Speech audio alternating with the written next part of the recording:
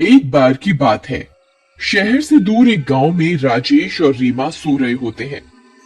तभी उन्हें घर की छत पर किसी के चलने की आवाज आती है। उस आवाज से रीमा की नींद खुल जाती है। वो बहुत डर जाती है। इतनी रात गए, ये छत पर कौन है? कहीं कोई चोर तो नहीं आ गया? अजी उठिए, देखिए ना, छत पर कोई है। सुनिए, किसके चलने की आवाजें आ रही हैं। हाँ रीमा, तुम सही कहती हो। आवाज तो आ रही है। तुमने बाहर का दरवाजा बंद तो किया था ना? जी मुझे ध्यान नहीं है। हो सकता है मैं सोते वक्त दरवाजा बंद करना भूल गई हूँ। तुम डरो नहीं, मैं अभी देख कर आता हूँ। फिर राजेश दबे पांव बाहर मेन गेट को देखने के लिए जाता है। अरे, मेन गेट तो बंद है, तो फिर छत पर कौन है? अरे अरे, मर गए रे। फिर वो डर जाता है और डर के मारे वापस घर के अंदर घुस जाता है। अजी क्या हुआ? आप इतने घबराए हुए क्यों हो? अरे रीमा, मेन गेट तो बंद है, तो फिर कोई छत पर कैसे चढ़ सकता है? मुझे लगता है ये कोई चोर नहीं है, ये वही है जिसके बारे में गांव में अफवाह फैली हुई है। अजी आपका दिमाग खराब तो नहीं हो गया? शुभ शुभ बोलिए। नहीं रीमा, मैं सही कह रहा हूँ। गांव में अफवाह फैली हुई है कि एक आत्मा है जो घर की छत पर आती है और तीसरे दिन घर में रहने वालों का सर काट कर अपने साथ ले जाती है। अरे मर गए रे, तो क्या हमारी छत पर वो मनहूस आत्मा घूम रही है? हे भगवान, अब हम क्या करें? रीमा, जल्दी जाओ, सारी लाइट बंद कर दो, कहीं उसे पता न चल जाए कि घर में कोई है। फिर रीमा घर की सारी लाइट बुझा देती है और वो दोनों एक कंबल के नीचे छिप जाते हैं। वो चुड़ैल रात भर उनकी छत पर इधर उधर मंडराती रहती है। फिर सुबह होने पर राजेश गांव वालों को इस बारे में बताता है। भाई, ये घटना अब बढ़ती ही जा रही है। राजेश भाई, एक काम करो, आज रात छत पर मिट्टी डाल देना। अगर कोई छत पर आया तो उसके पैर उस पर छप जाएंगे। इससे पता चल जाएगा सच में कोई छत पर आता है या ये सिर्फ एक अफवाह है।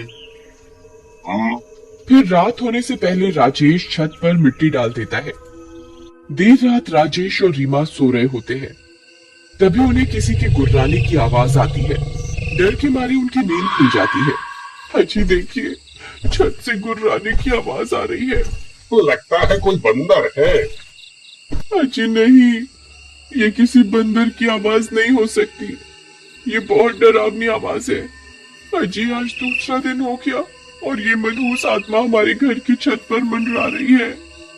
अजी गांव वालों का मानना है कि तीसरे दिन वो सर काट कर अपने साथ ले जाती है। जी अब क्या होगा?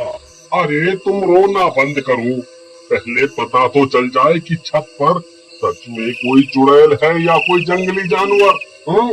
फिर रात भर उन्हें छत पर किसी के चलने और गुर्राने की आवाज आती है।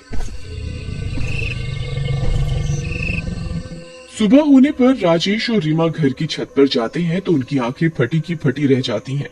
वहां मिट्टी पर बड़े बड़े कदमों के निशान होते हैं और वो उल्टे होते हैं। अरे मर गए रे, ये तो उल्टे पैरों के निशान हैं। इसका मतलब चुड़ैल की अफवाह नहीं, सच है। मुझे अभी गांव वालों को इसके बारे में बताना होगा। फिर राजेश भागता हुआ जाता है और कुछ गांव वालों को अपने साथ लेकर आता है। वे सब गांव वाले उन उल्टे पैरों के निशान देखकर डर जाते हैं।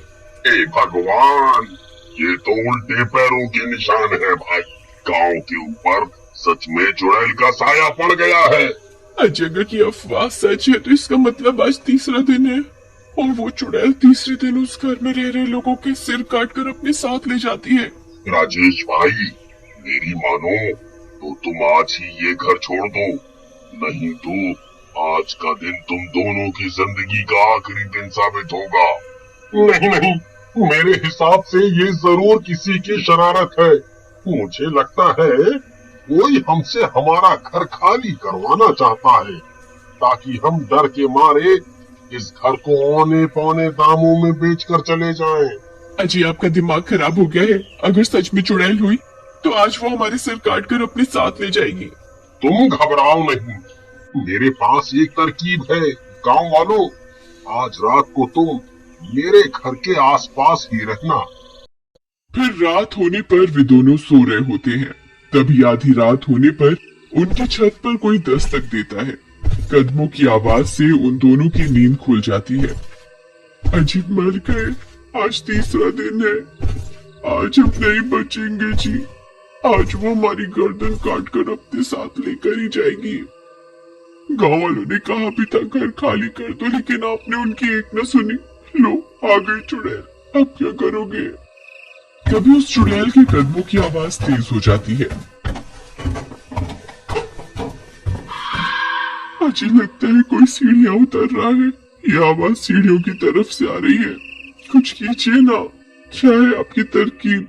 अरे रुको रुको, रोना बंद करो, आवाज मत करो, नहीं तो उसे पता चल जाएगा कि हम यहाँ हैं।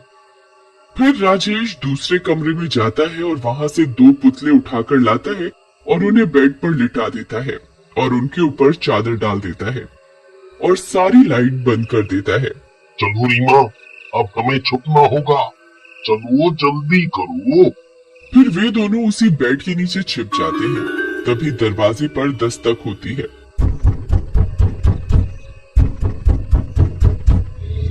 अरे मर गए रे, ये वही चुड़ैल है जी। चुप रहो, आवाज मत करो, हो सकता है वो दरवाजा ना खुलने पर चली जाए।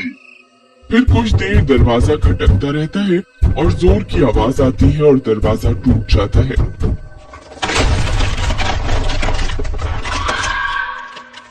वो चुड़ैल अंदर आ जाती है। वे दोनों बेड के नीचे छिपे रहते हैं।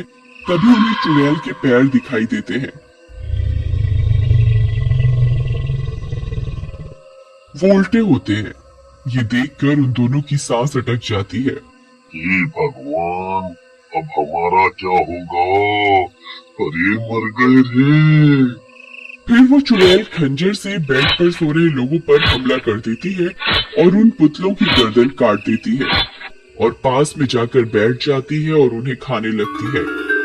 लेकिन जल्दी ही उसे एहसास हो जाता है कि वो किसी इंसान के सिर नहीं है, उसके साथ धोखा हुआ है। वो बहुत गुस्से में आ जाती है। धोखा, धोखा, मेरे साथ धोखा करते हुए इंसानों, ये तुमने ठीक नहीं किया। मैं तुम्हारी खुशबू सूंघ सकती हूँ। मुझे पता है तुम यहीं कहीं हो। आई मम्मी, अब हम नहीं बचेंगे। अरे मर गए रे, अब क्या करें रीमा?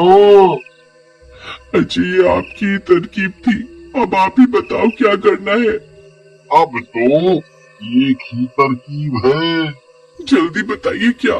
भागो, जितनी जोर से भाग सकते हो भागो। इतना बोलकर राजेश वहां से भाग जाता है। तभी उस चुड़ैल की नजर उन पर पड़ती है। अरे नास मिटे, रुक जा, मुझे यहाँ अकेला छोड़कर कहाँ भाग रहा है।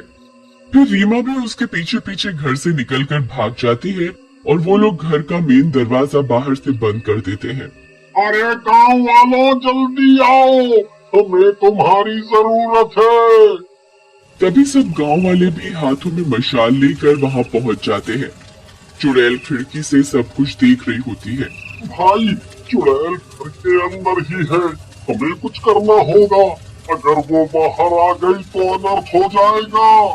खिड़की पर चुड़ैल को देखकर सबकी आंखें फटी की फटी रह जाती हैं।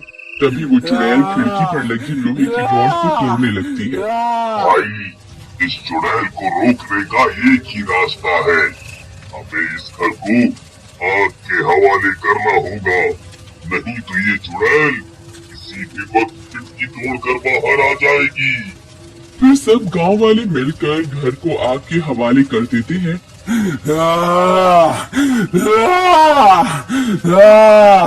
और वो चुड़ैल भी घर के साथ साथ जलकर राख हो जाती है। हम तो बेघर हो गए। तुम घबराओ नहीं, हम सब गांव वाले मिलकर तुम्हारा घर फिर से बनाएंगे। फिर सब गांव वाले मिलकर उनका घर फिर से बना